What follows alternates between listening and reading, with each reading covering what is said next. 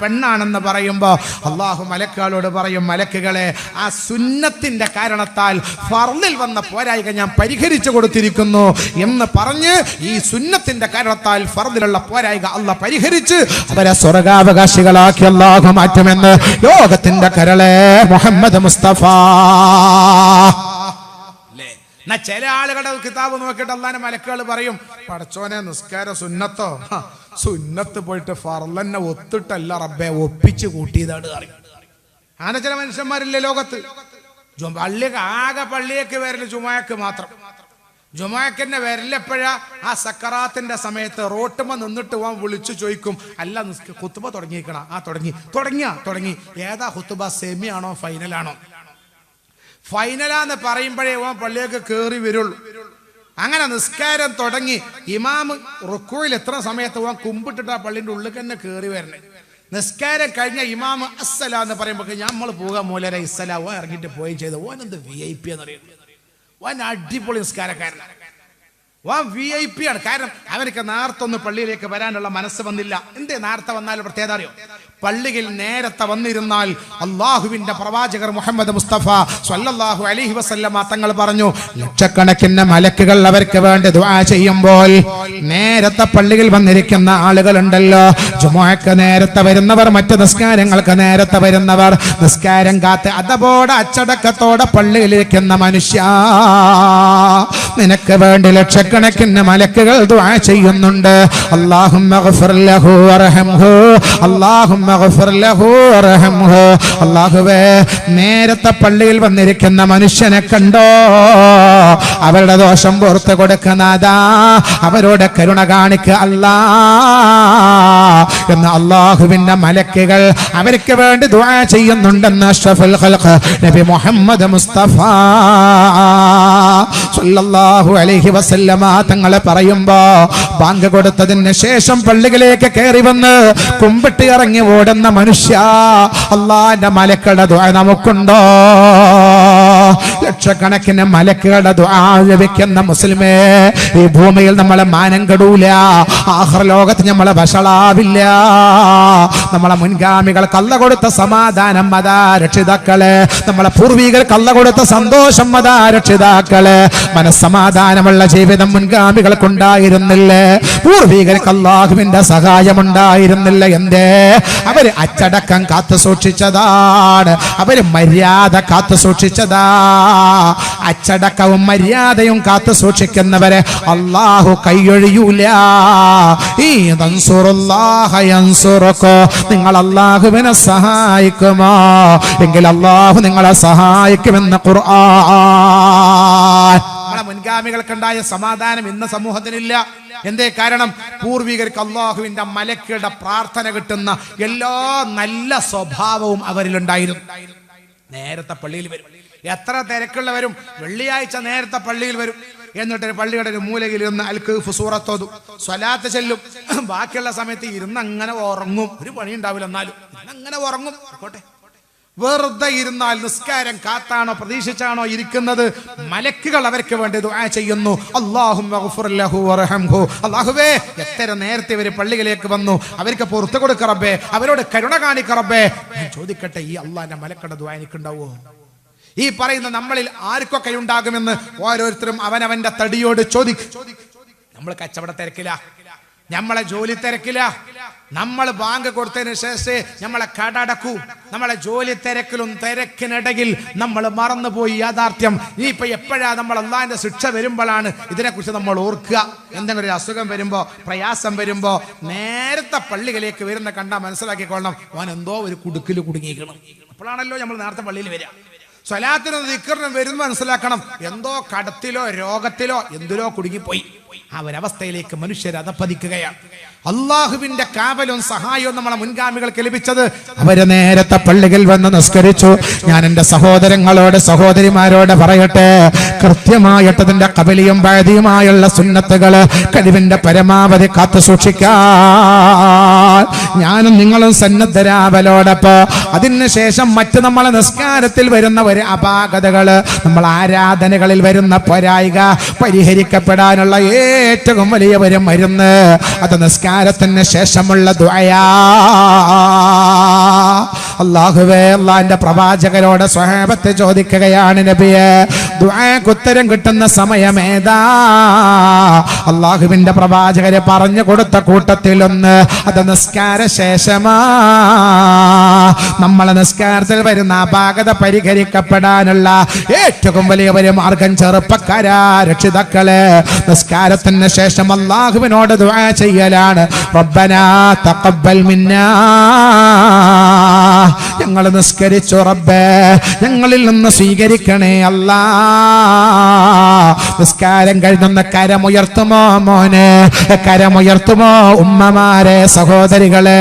നിസ്കാരം കഴിഞ്ഞ് അല്ലാഹുവിലേക്കൊന്ന് കരമുയർത്തി വന്ന വേദനയോടുകൂടെ ഞങ്ങൾ നിസ്കാരം സ്വീകരിക്കുന്നതാ എന്ന് പറയാനുള്ള മനസ്സ് നിനക്കുണ്ടോ? നിന്റെ നിസ്കാരത്തിൽ വരുന്ന അപാകത അല്ലാഹു പരിഹരിച്ചതെന്ന് കുറ്റമറ്റ അമലുള്ളവരായി നിങ്ങൾ മാറുമെന്ന് ലോകത്തിന്റെ നേതാവ് നബി മുഹമ്മദ് മുസ്തഫ സല്ലല്ലാഹു അലൈഹി വസല്ലമ തങ്ങൾ നമ്മളെ പഠിപ്പിക്കുമ്പോ പുണ്യമായ കഅബാലയം നിർമ്മിച്ചിട്ട് പോലും മഹാനായ ഇബ്രാഹിം നബി ദുആ ചെയ്ത പ്രാർത്ഥന റബ്ബനാ തഖബ്ബൽ മിന്നാ.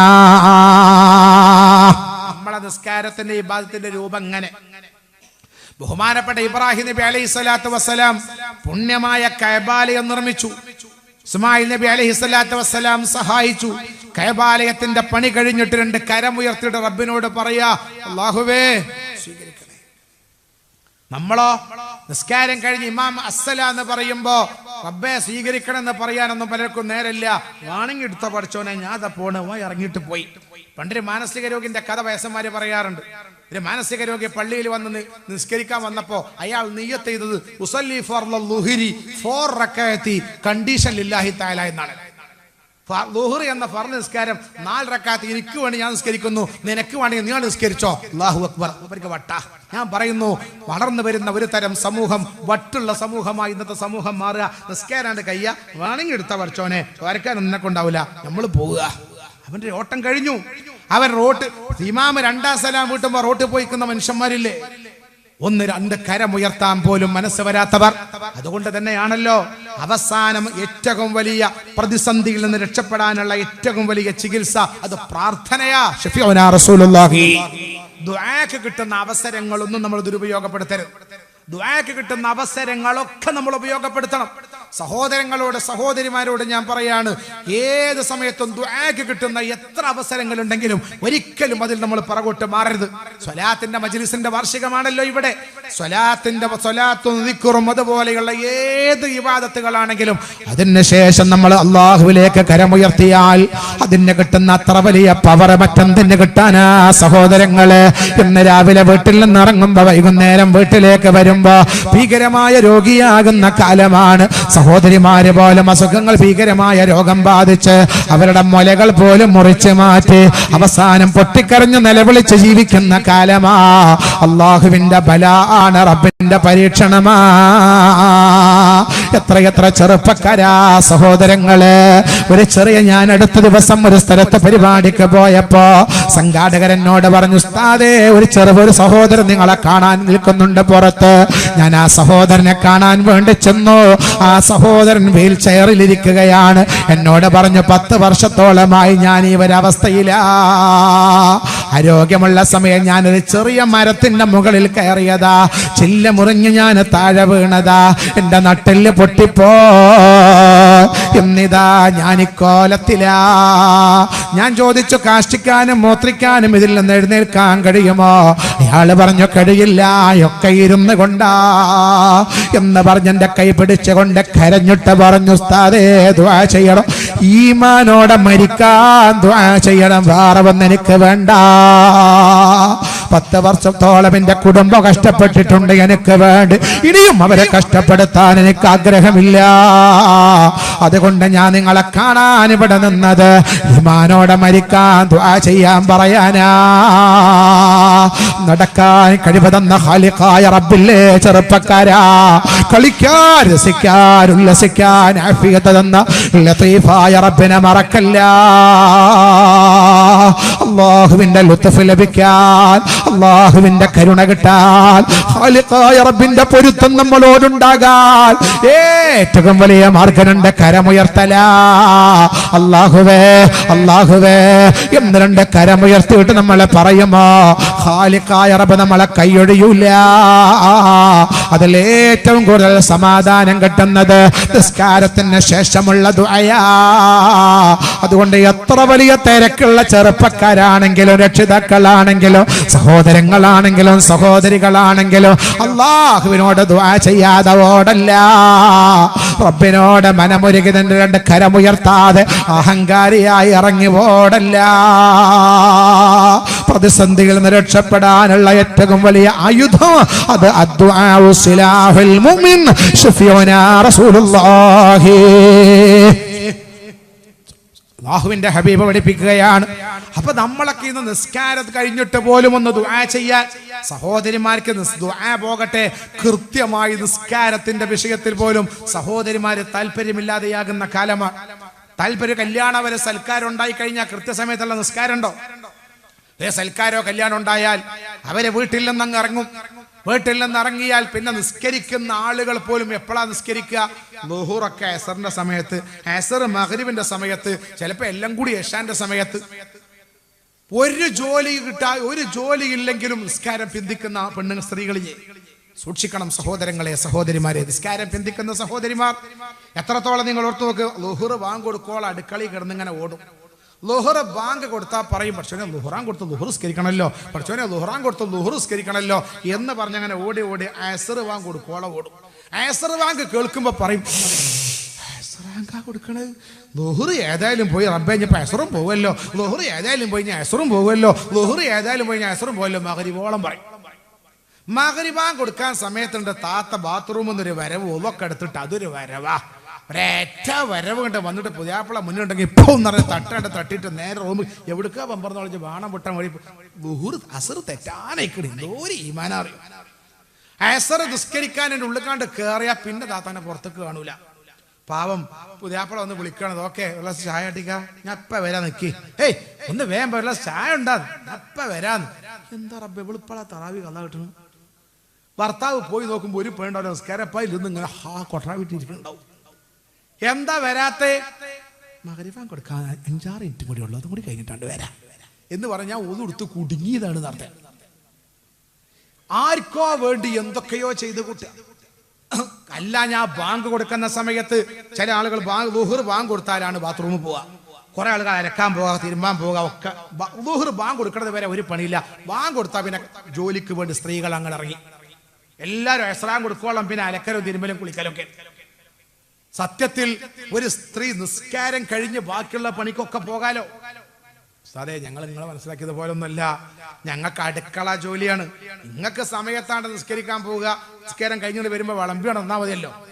സ്ത്രീകളാകണം ഞങ്ങൾ അങ്ങനെയല്ല. ഞങ്ങൾ വരുമ്പോഴേക്ക് ഇതൊക്കെ റെഡിയാക്കി ഉണ്ടാക്കണം. നിങ്ങൾ വിചാരിച്ച മാതിരി നിസ്കരിക്കാൻ കൃത്യസമയത്താണ്ട് പോയാൽ ഞങ്ങൾ ആമ്പറന്നോ വന്നിട്ട് ഞങ്ങളെ തിന്നും എന്ന് പറയുന്ന സ്ത്രീകളുണ്ട്. കൃത്യസമയം നിസ്കരിക്കാൻ അവർക്ക് കഴിയാത്തത് പോലും അവർ അടുക്കള ജോലി ഉണ്ടോ ഇപ്പൊ സ്ത്രീകൾക്ക്?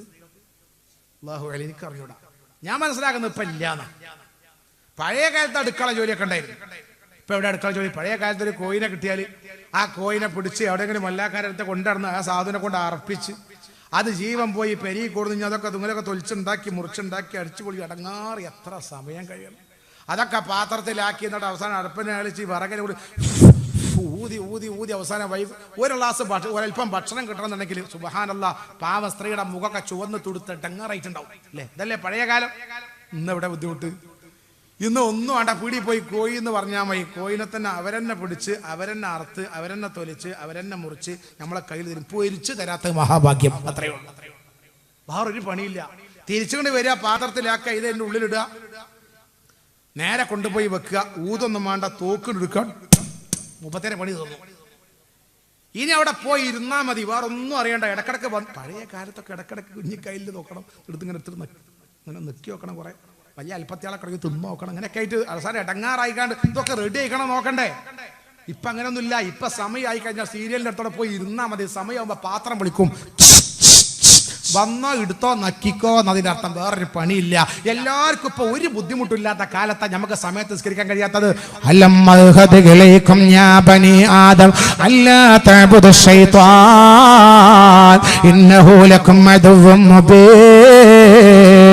നാളെ മഹ്ശറ ലോകത്ത് വരുമ്പോ അല്ലാഹു സുബ്ഹാനഹു വ തആല നരകാവകാശികളെ ഒരു ഭാഗത്തേക്ക് മാറ്റി നിർത്തുമെന്ന വിശുദ്ധ ഖുർആൻ. നരകാവകാശികളെ ഒരു ഭാഗത്തേക്ക് മാറ്റി നിർത്തുമ്പോൾ വംദാസുൽ യൗമ അയ്യുഹൽ മുജ്രിമൂൻ അലം അൽഹദ് ഇലൈക്കും യാ ബനി ആദമ അല്ലാ തഅബുദു ശൈത്വാൻ ഇന്നഹു ലക്കും അദുവ്വൻ മുബീൻ. വംദാസുൽ യൗമ അയ്യുഹൽ മുജ്രിമൂൻ, തമ്മാടികളെ ഭാഗത്ത് ഇങ്ങോട്ട് മാറി നിൽക്കുക എന്ന് പറഞ്ഞിട്ട് നിസ്കരിക്കാത്ത ഇബാദത്ത് ചെയ്യാത്ത ഖാലിഖായ റബ്ബിനെ മറന്ന് ജീവിക്കുന്ന ആളുകളോട് അല്ലാഹു ഒരു പ്രസംഗം നടത്തുമെന്ന് ഖുർആൻ. അലം അൽഹദ് ഇലൈക്കും യാ ബനി ആദമ, ഓ ആദം സന്തതികളെ, ഞാൻ നിങ്ങളോട് പറഞ്ഞിരുന്നില്ലേ, വാഗ്ദത്തം ചെയ്തിരുന്നില്ലേ, അല്ലാ തഅബുദു ശൈത്വാൻ, നിങ്ങളെ ശൈത്വാൻ ഇബാദത്ത് എടുക്കല്ല, നിങ്ങളെ മനസ്സിൽ നല്ലതല്ലാത്തത് ചിന്തിപ്പിക്കാൻ, ഖൈറായ വഴിയിൽ നിന്ന് നിങ്ങളെ തടയാൻ, അല്ലാഹു പൊരുത്തപ്പെടുന്ന റോട്ടിൽ നിന്ന് നിങ്ങളെ വ്യതിചലിപ്പിക്കാൻ, അല്ലാഹു കൂടുതൽ പ്രതിഫലം നൽകുന്ന കാര്യങ്ങളിൽ നിന്ന് നിങ്ങളെ മനസ്സ് മാറ്റാൻ പിശാച് നിങ്ങളെ കൂടെ വരും. അതുകൊണ്ട് പിശാചിന്റെ കയ്യിലെ കളിപ്പാവകളായി മാറല്ല, പിശാചിനെ അനുസരിക്കല്ല, അല്ലാഹുവിനെ അനുസരിച്ചോളണേ എന്ന് ഞാൻ നിങ്ങളോട് പറഞ്ഞിരുന്നില്ലേ എന്ന് വിശുദ്ധമായ ഖുർആൻ നാളെ മഹ്ശറയിൽ ചോദിക്കുമെന്ന് പറയുമ്പോ ഖൈറായ വഴിയിൽ നമ്മളെ വ്യതിചലിപ്പിക്കാൻ, നിസ്കാരത്തിൽ നമ്മളെ മനസ്സ് മാറ്റാൻ, സമയത്ത് നിസ്കരിക്കുന്നതിൽ നിന്ന് തടയാൻ പിശാച് റോന്ത് ചുറ്റുകയാ. സഹോദരങ്ങളെ, മഹാനായ ശൈഖുനാ പാർനൂർ ഉസ്താദ്, സമസ്തയുടെ ട്രഷററായിരുന്ന ശൈഖുനാ പാർനൂർ ഉസ്താദ് രോഗിയാണ്, വന്യവയോധികനാണ്. സുഖമില്ലാത്ത സമയത്തൊരു പരിപാടിക്ക് ശിഷ്യന്മാര് കൊണ്ടുപോവുകയാണ്. ശിഷ്യന്മാരൊരു പരിപാടിക്ക് കൊണ്ടുപോകുമ്പോ വഴികൾ വെച്ച് മഗ്രിബ് ബാങ്ക് കൊടുക്കുകയാണ്. ഉസ്താദ് ശിഷ്യന്മാരോട് പറഞ്ഞു, മക്കളെ ബാങ്ക് കൊടുത്ത് വണ്ട് നിർത്തൂ, ഇനി നമുക്ക് നിസ്കരിക്കാം. ശിഷ്യന്മാര് പറഞ്ഞു, ഉസ്താദേ അടുത്ത പ്രദേശത്താണ് നമ്മളുടെ പരിപാടി, അവിടെ എത്തിയിട്ട് നിസ്കരിച്ചാ പോരെ, ഒരല്പസമയം കൊണ്ട് അവിടെ എത്തും ഉസ്താദേ. മഹാനായ ശൈഖുന ചോദിച്ച വാക്ക് കേൾക്കണം സഹോദരാ, ഒരല്പനേരം കഴിഞ്ഞ് അവിടെ എത്തുമെന്നല്ലേ നിങ്ങളെ പറഞ്ഞത്? മക്കളെ, അവിടെ എത്തും മുമ്പെങ്ങാനും ഞാൻ മരിച്ചു പോയാൽ എന്റെ നിസ്കാരത്തിന്റെ കാര്യം ആരാണ് ഏറ്റെടുക്കുക? അതുകൊണ്ട് നമുക്ക് നിസ്കരിച്ചിട്ട് പോകാം.